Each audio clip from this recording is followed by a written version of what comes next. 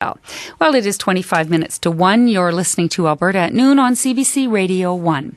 We've had many conversations about buying locally, and we've explored the merits of the 100-mile diet. And so many Albertans are accustomed to buying at farmers markets or seeking out Alberta-grown lamb or pork or bison. Well, we have to tell you, have something to go with that, don't you? Natalie McLean is the editor of the wine site nataliemclean.com. That's M-A-C McLean. She's a sommelier for whom the very best wines made in Canada are right at the tip of her tongue. She joins us with some great tasting, affordable choices for us this Canada Day weekend. And we invite your questions and calls in our conversation now about wine. The number to call is 1-866-468-4422, or send us your thoughts by email to alberta@noon@cbc.ca or tweet Alberta@noon. CBC. Natalie, welcome back to the program. It's great to be here, Holly. How are you? Thank you. Nice. Well, very well, thanks. Now, buying Canadian seems like such a Canadian thing to do, and yet I bet many of our listeners are buying Italian, French, Australian, you name it, wines, and it might be hard for some folks to think of when they made their last Canadian purchase. Why is that? Well, I guess some people are still living in the zoological period for Canadian wine, and that would be Gimli Goose and Manitoba, I don't know, whatever. It was all those critter labels that were back from the 70s. They were horrid stuff. But our wines are absolutely spectacular, particularly from the Okanagan Valley in BC and, of course, the Niagara and Prince Edward County regions of Ontario. But actually, just about every province now makes wine, including Alberta, although they are berry-based wines as opposed to the grape-based. So we've got now variety, we've got quality, and we've got quantity. There is just no excuse this Canada Day not to drink Canadian. And why buy Canadian as opposed to wines made elsewhere? Well, there are a number of reasons, but I think when we make wine choices, first and foremost, it's about taste and hedonism. So, it's kind of like buying chocolate or something like that. Healthy is kind of second, or perhaps patriotic might be second, although it's important. I'll get to that.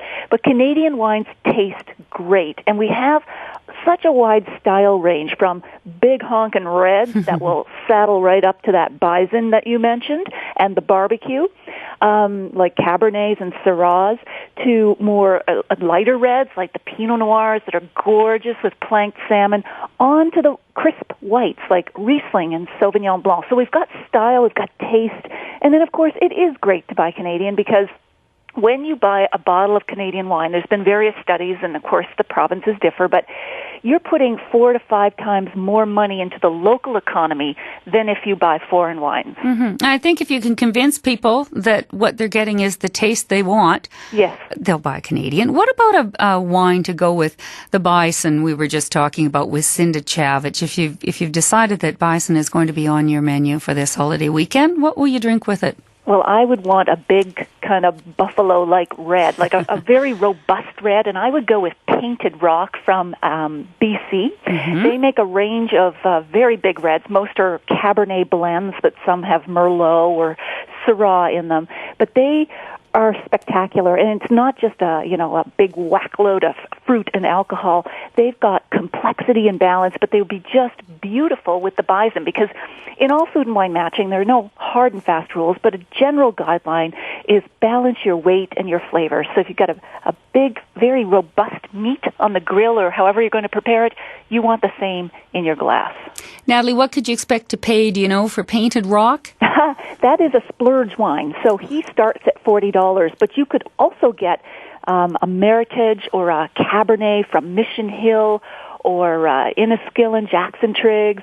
There's a whole variety, and then there's lots of terrific smaller wineries in BC that also produce these robust reds, starting anywhere from $15 and going up. Yeah, it's nice that you have a choice of a bottle that you can drink at that lower price end as well, Natalie. I'm going to give our phone number out so that before we're done, all those folks who are going to be lined up to talk to you about wine, to tell you what they like or to ask for your suggestions, aren't going to be still waiting on hold. My guest is Natalie McLean. The number to call is 1-866 468-4422. This is your opportunity to talk about summer wines. We have a focus on Canadian wines this afternoon, but when it comes to wine, we're open to whatever you'd like to talk about. And Natalie has some great suggestions. If you've got some halibut in your fridge, if you've got some other seafood, or if indeed you've got some good Alberta beef and you just want to try something different with them, she undoubtedly has a wine for you, and she'll tell you what it costs as well. So how about starting us off beyond the Painted Rock with Bison with some of your top 10 wines with Alberta prices? Okay, sure.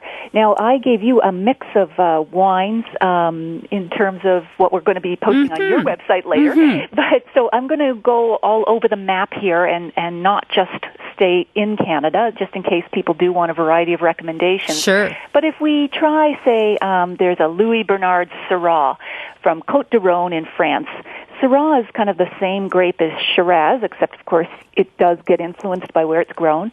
This robust... if you like Cabernet, this is just as robust, but a bit smoother. In Alberta, it's only $12.15. So that's a good price. Bargain. Yeah, it's a great party wine, and I'm a real big believer that a bargain can be at any price point, but it's about getting twice the taste for what you paid for. So it over delivers. Yeah. Yeah.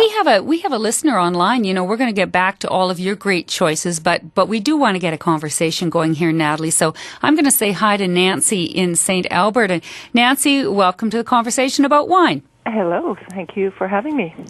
What are you? Do you have a question, or do you have a thought about wine for us today? Yes, I do. My favorite white wine. I'm not really able to drink red anymore because of a migraine situation. So I mostly like dry white. My favorite is Oyster Bay Sauvignon Blanc.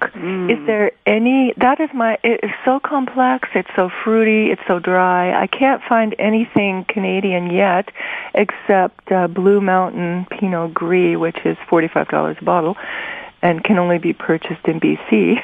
Right. So I'm looking for something that you would recommend that would come close to that Oyster Bay, so I can buy local. Absolutely, Nancy. So if you consider Niagara still local... I was hoping for BC. Okay, I'll give you both. I'll give you Ontario and BC. All right. Tough customer here. So we've got Sibling Rivalry White from Ontario, which is a white blend, $13.95 in Alberta. And then if you want to jump over to BC, try a Mission Hill Riesling or even one from Inniskillen. They start at $13, $14.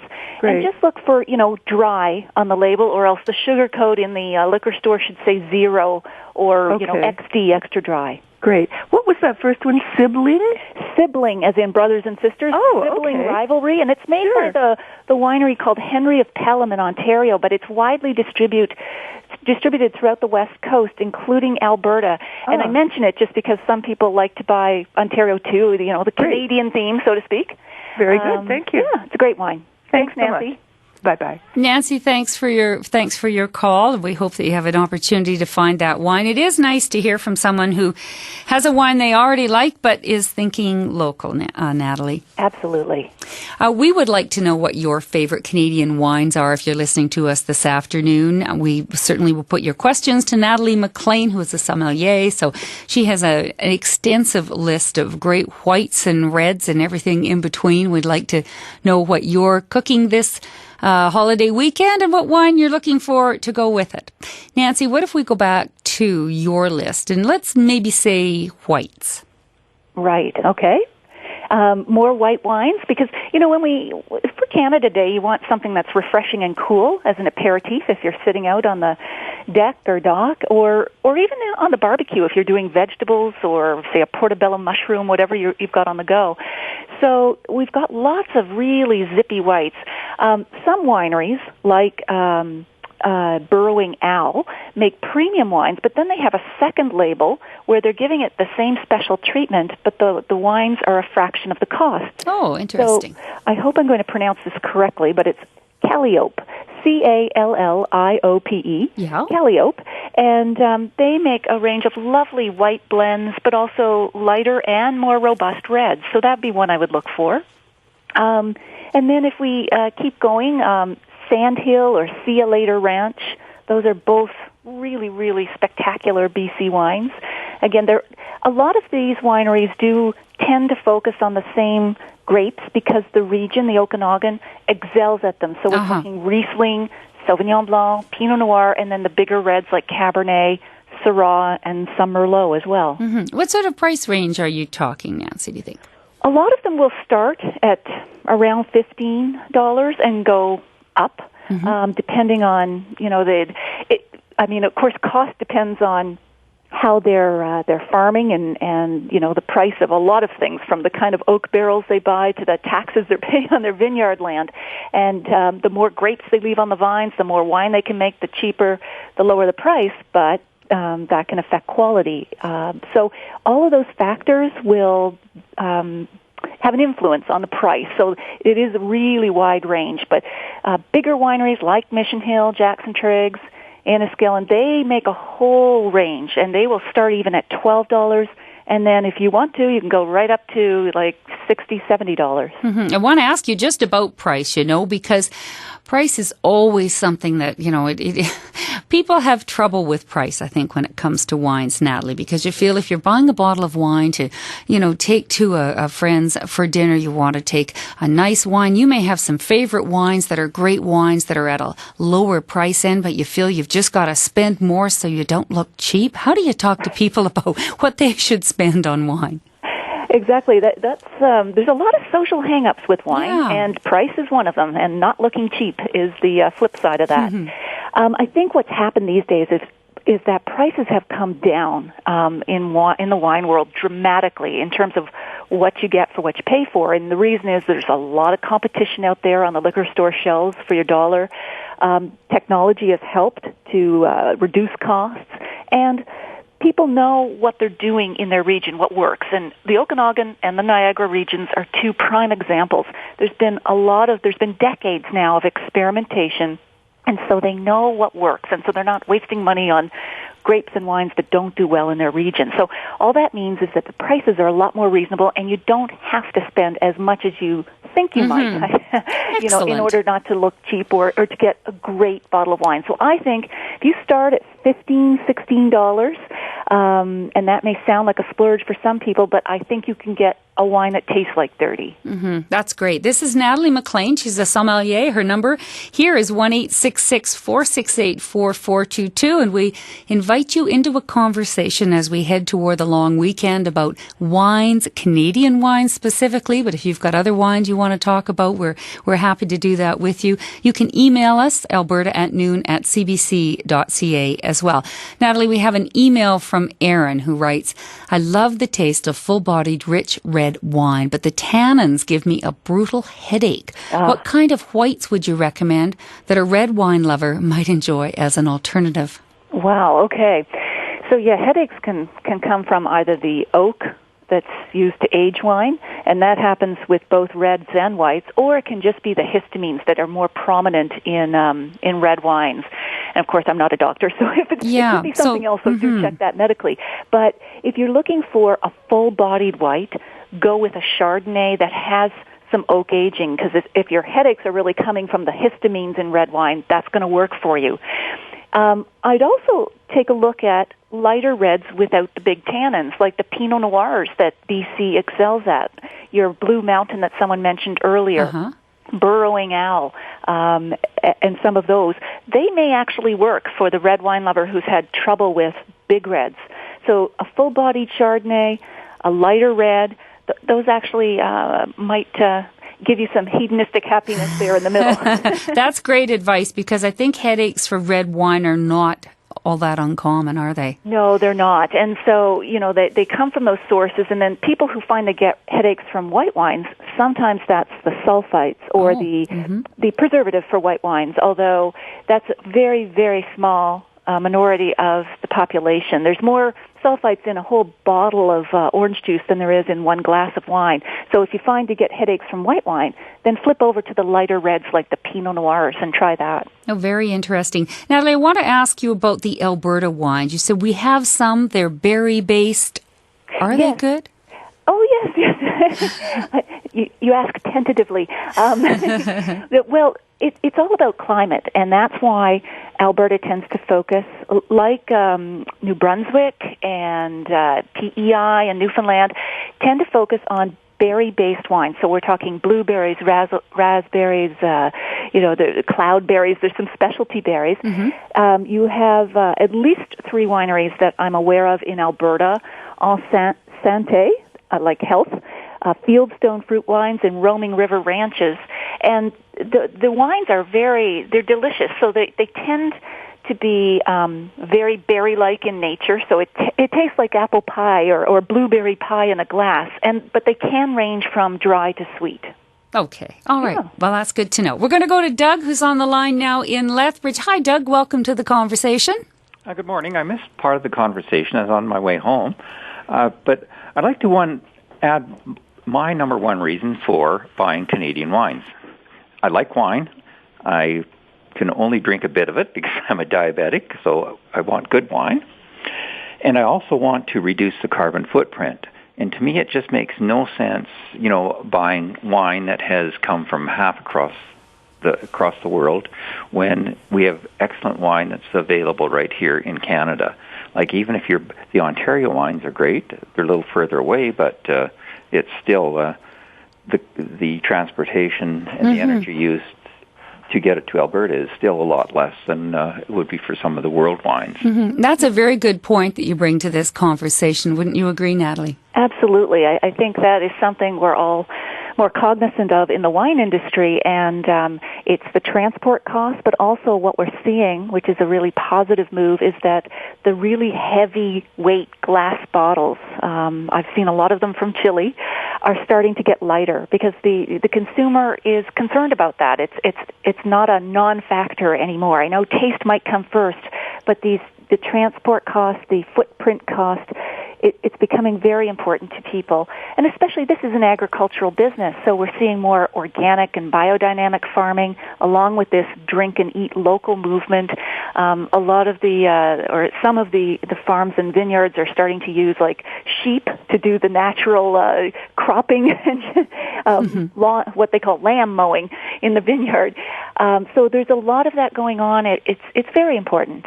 Very good. Doug, did you have anything more in terms of wine you'd like to talk about this afternoon? Just a real quick way of finding a good wine for somebody who really hasn't explored the Canadian market yet is just to buy a VQA wine. Yes, absolutely. That's a great point, Doug. VQA means Vintners Quality Alliance. It's a little decal or a stamp that you'll see on any Canadian wine that has qualified, and the regulations and guidelines involve that the grapes come from Canada.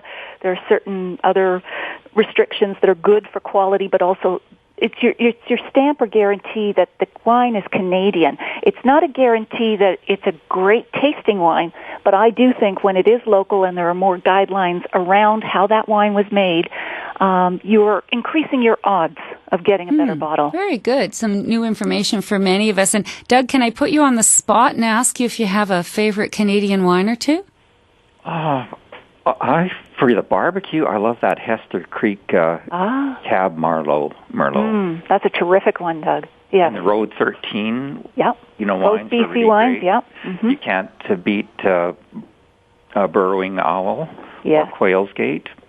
You have good taste. Wines. They're all good. They're available. The only hassle with some of the smaller finding a really good bottle is you have to drive all over the city to find it. That's too bad. It's not available in your neighborhood as it should be, right? Right. Well, Doug, thanks very much for calling in. We appreciate hearing from you. Okay, thank you very much. Thank you. Well, Natalie, we were tossing a word around a few minutes ago, and we can always count on our listeners to give us a good pronunciation if we don't have one. And this one happens to be Calliope. There we go. Good. Calliope. It sounds right, doesn't it? Yeah, it does. It sounds like Once you hear a it. Greek myth or something. I'm too rusty on that. But yes. But it is a great label to look for because that's sort of a savings tip for any wine region. Look for the second labels. It's kind of like, I think of it as Max Mara and Max Mara weekend wear. The weekend wear has that same attention to detail, but often is a fraction of the price. Yeah. Natalie, any last thoughts for our listeners on, they get to the liquor stores, which seem to have a larger and larger selection all the time, and it can be really overwhelming, and you can look at the cute labels, or you could look at the prices, or, if somebody's walking in this afternoon thinking of the weekend, I know you're going to head them to the Canadian section. Yeah. Any suggestions as to just how to start and wade through that? Well, I just can't resist that setup, that question. I do have a mobile app that's free and downloadable from nataliemclean.com, and it has 150,000 barcodes in it, so they can scan it, go up to the Canadian section, get it'll instantly bring up my tasting note and pairing. But other than that, buy a mixed case. Try to de-stress this whole thing, and don't worry about finding one perfect wine. Buy a mixed case, especially if you're going to have friends over. Make it a truly red and white Canada Day with your wines this weekend. That's fantastic. Some selections, Natalie McLean with an MAC.com. Yes. Natalie, we have a last email from Angie, and she writes, in regard to favorite Canadian wines, I love Church and State. As well, Tin Horns Creek's Rose, unfortunately, that can only be purchased at the winery. The Tin Horn Rosé, yes. And Rosé, I'm sorry, yes. That's all right. This is Grammar 101 here. Isn't it, though? Yes. This afternoon. But Tin Horn makes a variety of wines, reds and whites, and I'll bet you, I know those are available in Alberta liquor stores. Angie likes the rosé, but they make a whole range. And Church and State, their labels are hilarious. You should check them out, but the wine inside is good, too. That's a lot of the fun. The labels are just crazy these days. They're great fun. We have an email from Bernie, and we want to get this on. Bernie is saying, I'm wondering about temperatures for reds, cooler or room temperature? Good question. Excellent question. Room temperature for reds goes back to medieval castles when they didn't have central heating or air conditioning. We always drink our reds, especially in the summer, a lot of us, too warm. So what I suggest is if it's room temperature and it's 25 degrees out, that's going to taste alcoholic and flabby. Just put it in the fridge for 10 minutes or an ice bucket for even less, because that will cool it down even faster than the fridge. And you should just have a slight chill, not as chilled as whites, but you will find that has a refreshing lift just with the temperature alone, a little cooler. Great advice. Natalie, thank you so much. Well, thank you, Holly. Have a great long weekend. And you too. Okay, take care. Natalie McLean is a sommelier. You can check out her website, Natalie McLean, that's MACLEAN.com. And she has 1,001 suggestions for you there. Now, the band Elliott Brood is on tour and performing in Alberta. They play Schooner's Pub in Medicine Hat tonight. Here they are now with Northern Air. And that's Elliott Brood with Northern Air. That's Alberta at noon for today. Thanks for being with us. We're back tomorrow after the noon news. I hope you can join us. Looking for more CBC podcasts? Go to cbc.ca/podcast.